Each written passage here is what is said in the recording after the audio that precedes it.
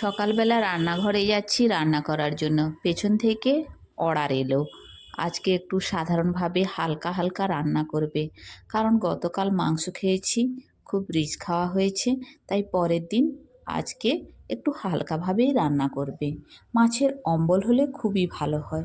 তাই ভাবলাম কী রান্না করি ভাবতে ভাবতে মনে হলো বাড়িতে ফ্রিজে একটু মাছ রয়েছে, মাছের অম্বল করব লেবু দিয়ে, আর মিষ্টি কুমড়ো একটু হালকাভাবেই রান্না করে নেব। তাই ভাত রান্না করলাম।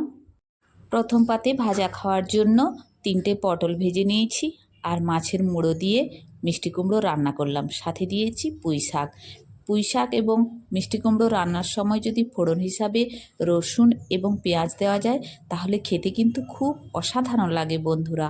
আপনারাও একবার এইভাবে ট্রাই করে খাবেন। আর রান্না করেছি পাতিলেবুর রস দিয়ে মাছের টক। আগের দিন যেহেতু মাংস খুব রিচ হয়েছিল, রিচ খাবার খেয়েছি, পরের দিন এই অম্বল দিয়ে ভাত খেতে কিন্তু অসাধারণ লাগবে। আপনাদের কেমন লাগে বন্ধুরা একটু কমেন্ট করে জানাবে।